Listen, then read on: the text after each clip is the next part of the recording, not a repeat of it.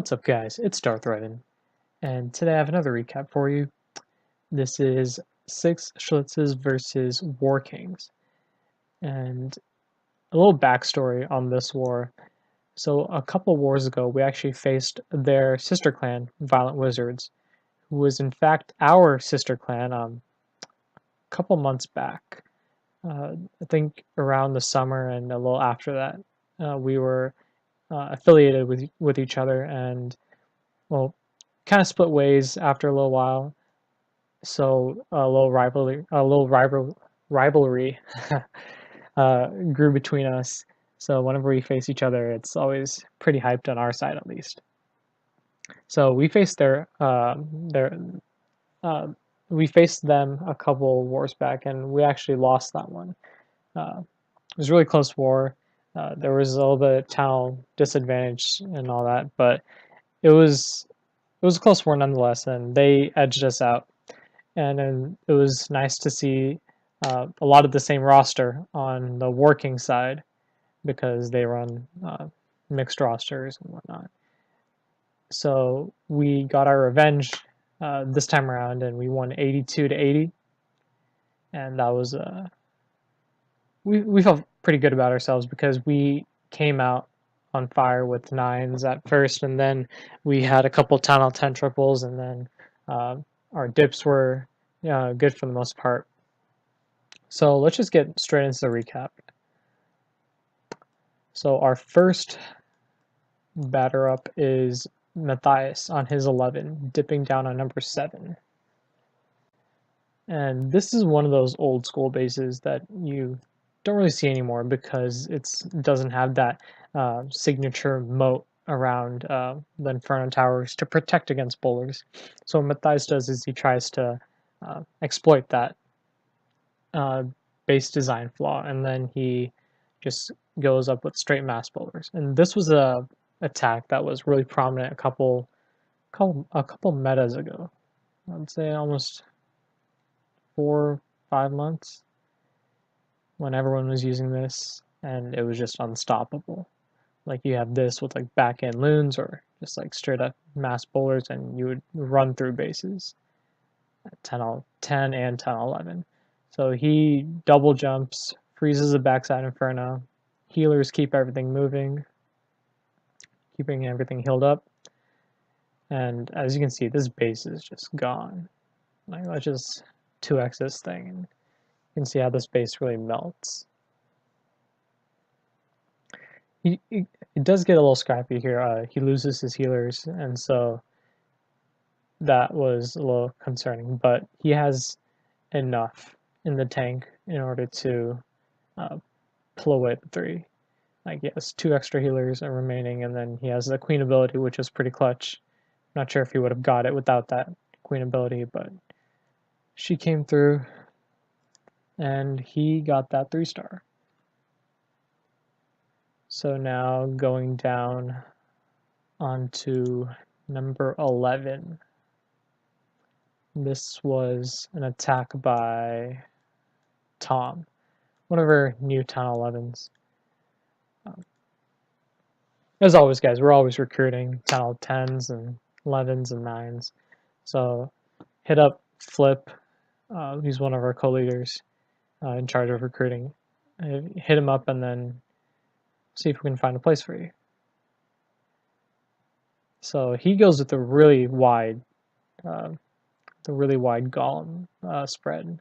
Goes in with a shattered Bolalo, and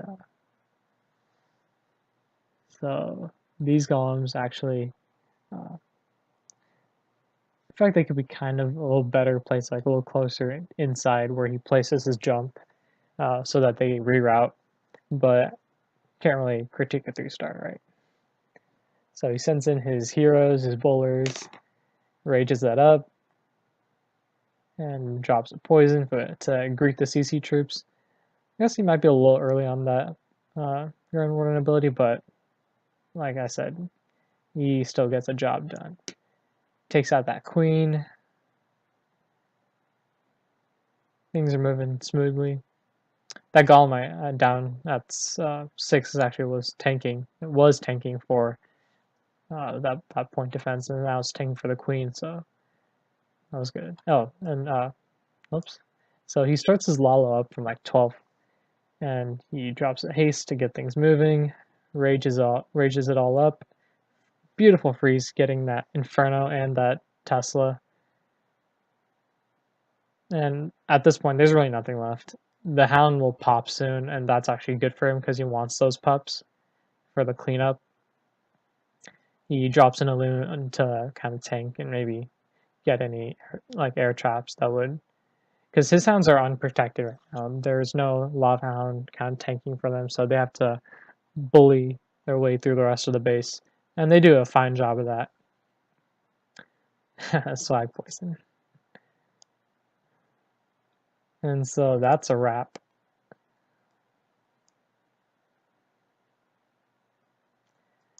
Now let's go down onto number 13. So those two were dips, and now let's go into the Tunnel 10 triples. This is by Karl Marx. He's a new recruit as well. Glad to have him on board. Really knowledgeable guy on the game.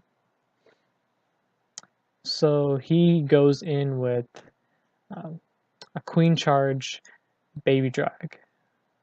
Brings like 9 baby dragons to just basically overwhelm this top side of the base. Because what he's trying to do is he's trying to follow this L section, so he can take out three air defenses, and he has a jump for the back end, so he can access that Inferno Tower. And he has a lava in the clan castle to tank for that top air defense and just baby dragon the whole top side. Because if you think about it, there's only like 2 air targeting defenses besides the air defense. So right now he deals with the Lava Hound and the lava and that stuff kind of outside the base. Drops in archers to help pick off the pups, and that's good to protect his healers. Drops in another rage. He's just gonna rage his way through this whole compartment, that whole section. This attack was actually fresh hit by Matty, and it was a heartbreak. It was a 98% 2-star, and like if he was like any faster with his baby dragons, like the 1 or 2 seconds, he would have got that for sure. But and then like the second hit by Drogon, he actually got a 96%. So this base was wrecked a couple times, when 96 and a 98, then a 96, and finally Karl comes in and is like, I ain't taking any of that nonsense, and he triples it. So the delayed Hound here, oh yeah, so he drops the king in, poisons, and then he takes out the enemy queen, which is really clutch. I think that's what really helped him in this attack, because his baby dragons wouldn't be responsible for having to deal with the queen and having her pick off a couple, because he only has 9, so he doesn't want to lose like 2 or 3 to the queen. And it was a good use for his king. So now his Hound pops and he gets pups, and the queen jumped that wall section, got the Inferno Tower as well, and he has like everything up. I don't think he even lost like more than 1 or 2 baby dragons. It was incredible. So great hit by Karl. Speed this up and let's go into the next attack. Next attack is number 14 by Ty, also known as SK Stark Hidden. He's a great asset, base building wise and attack wise as well. He knows his stuff as well. So always love it when we have great attackers hitting these bases, hitting those triples. So he does a double zap click to eliminate 2 air defenses, and he gets 1 archer tower with it as well, and he almost gets another one. Like you can see the life on this. And he starts with a minion funnel, just basically trying to get all this free percentage. Sends in wall breakers to open things up. I think the king walks, but the queen comes in clutch and goes inside and gets that air defense. So she grabs another archer tower. He drops the loon here. That archer tower is already weakened. Just one drop will be enough to take it out. King comes back inside. It's good to help clear all these storages. I think he gets another archer tower as well up top. So just overall great value. And his queen picks up the Inferno. So even better. So he has this whole like 9 o'clock compartment cleared. He has the 6 o'clock or 6 to 7 compartments cleared as well. Takes out the CC, just a baby dragon, and that's no match for a couple big dragons under rage. There's a Tesla farm here. That's probably the only thing that could have stopped this attack, but he just has way too many things up. And like the level 1 Infernos, if you have level 1, you should probably just upgrade them straight to level 2 because they don't do anything at all. Like the amount of damage that they output is ridiculously low. So let's speed this up a little bit. It's a slow attack. Tesla farm's doing work, but he has the dragons to bully through it.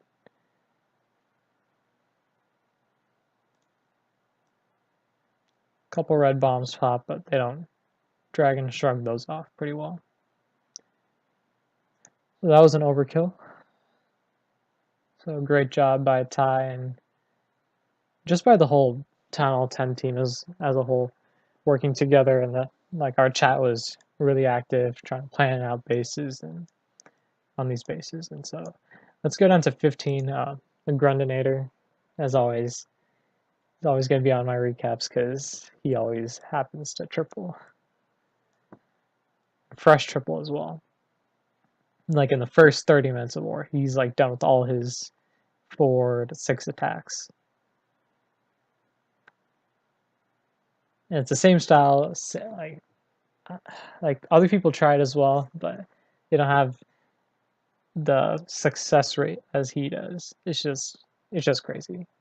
So Baby Dragon getting a ton of value, hitting those storages, and he actually gets like a Tesla farm here. He gets that air defense as well to protect his healers.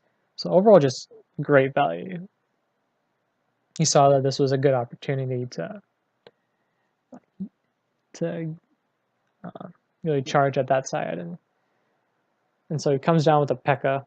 at 9 o'clock, and he already funneled a couple of buildings here, so the P.E.K.K.A. will definitely go down south. He wants to enter in on this square compartment.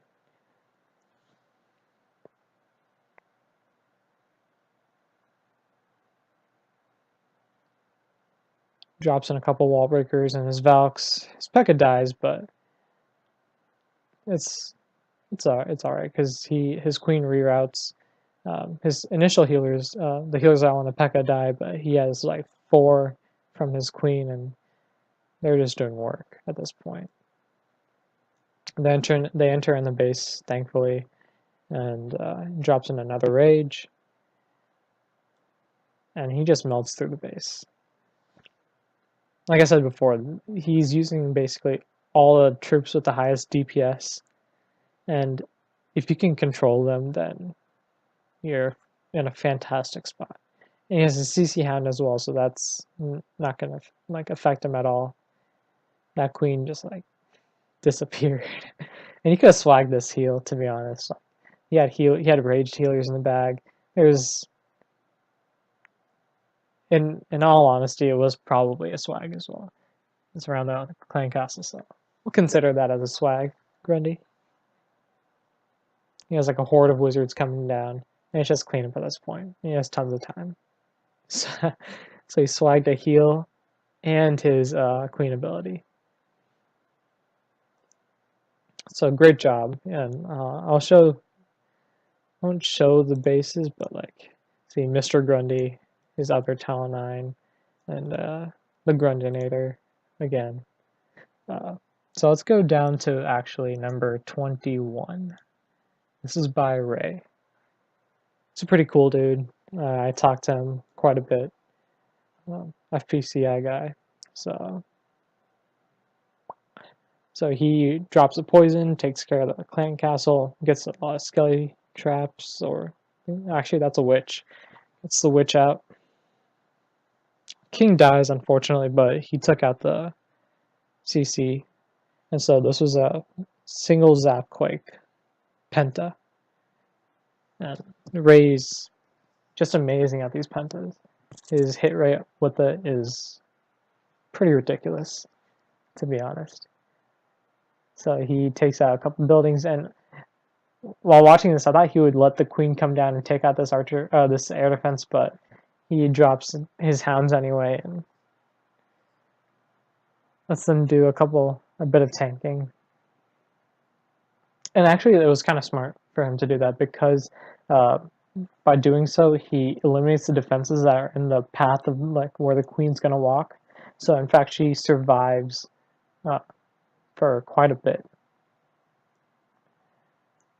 And so it's just like standard loon deployment. He's hasting his loons into the core, takes out the wizard tower, which would have caused him problems later, letting his hounds like go like his wounded hounds go ahead of his max hound here to get the maximum amount of pups as he can, and everything just collapses on that air defense. And he has three loons in the bag. He's gonna drop 2 to speed up stuff, and then he has 1 more for cleanup, I think. Not too many pups survived, but like he has archers around the base, and he has another hound. He has another loon that he's deployed at 12 to target those storages. So let's like fast forward this. It's because this max hound didn't pop. If that had popped, it would have had a lot more cleanup. But he still got the 3, so that's good.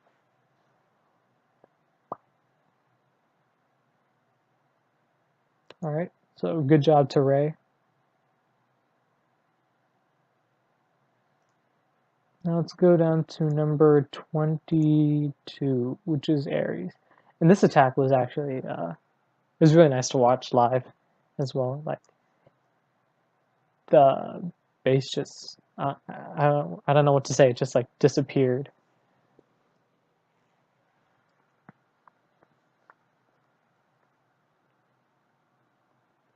So minion funnel up top drops in a shattered golems. Wizards to back it up. Baby dragon top funnel.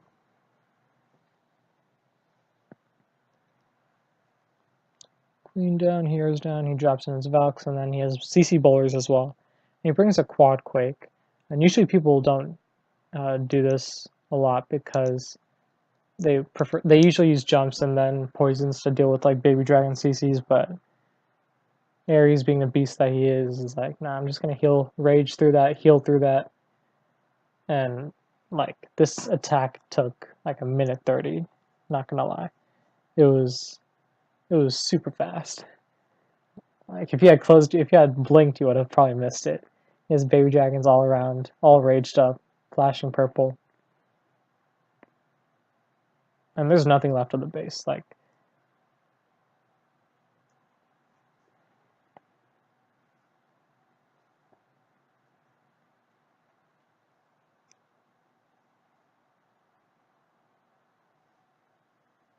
I remember the chat was going wild after this. They're like all caps boom, and it was great. So awesome job to Ares.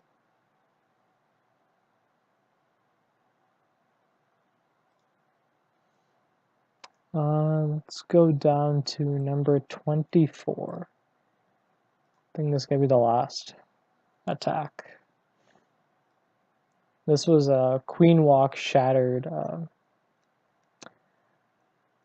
bowler baby dragon. I'm not sure how to like put that into one coherent attack strategy, but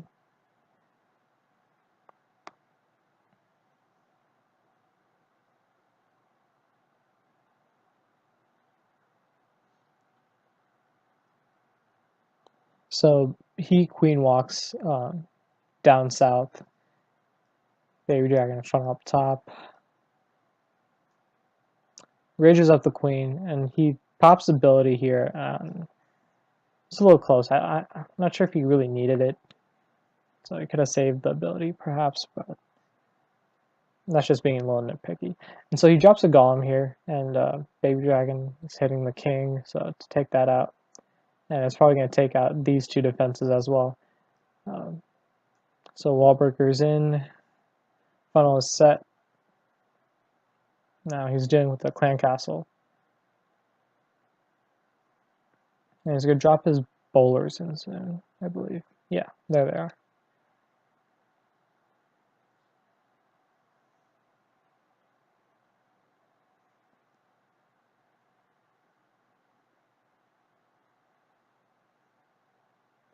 So he drops a jump, rage. He was getting hit, but they'll last. He drops in minions up top to help clear building so that the baby dragons can like directly target the defenses.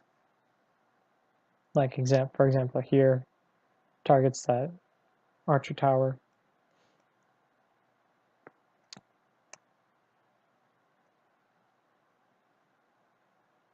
And bit by bit, this base is just gone.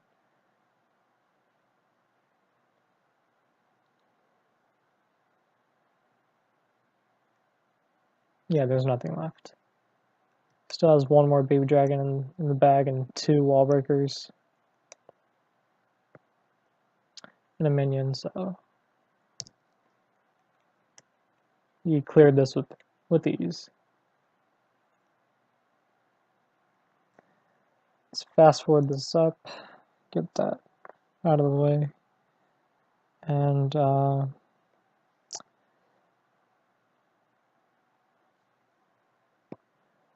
that's a wrap. Let's give a couple quick shout outs.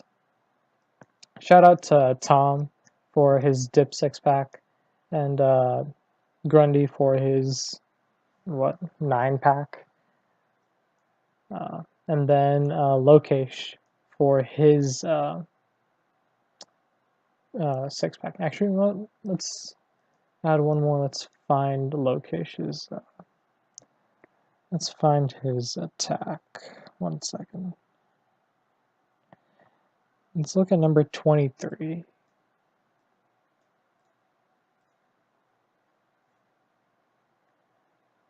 So this is his favorite stoned hobo. That's his go-to strat. And he does pretty well with it, so wide funnel for his wizards and drops in wall breakers.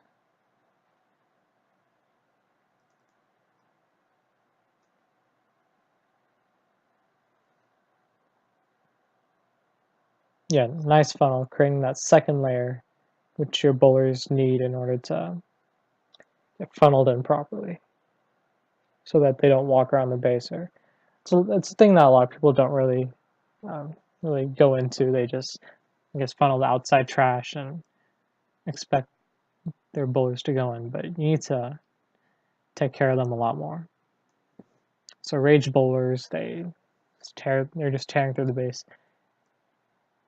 Now he's not, like, only now is he deploying his hogs. He has a heal for them and 13 hogs in the bag. I think he's gonna wait to see how far his kill squad can go before sending them all in. So he's sending them in waves at this point. Still has 5 in the bag, and it's a dense area with a lot of DPS going at his hogs, but not too shabby. So he gets this. His hogs are petering out, but there's not much left in the base. Yeah. Actually, yeah, there's a pretty big group there. Take care of the skellies. King's up, almost at full. Bowler's up. Wizzy's up. 2 golemites. Couple hogs. Swag. Poison.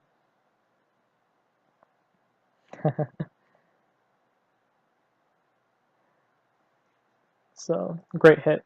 And just quickly going up, Reaper. He also had a dip 3, but more notably, let's give a shout out to the top guys who, the top 10s who really took care of these 11s. F9 and Dicky69 and Ren, which is also Aries. So good props to them for taking care of the dirty work up top, and I'll see you guys later in the next recap. Yeah, I've been killing this shit. Yeah, I've been hard in the paint, not a single assist. Yeah, I've been flicking that wrist. Yeah, I've been cooking that shit, now they fucking with this.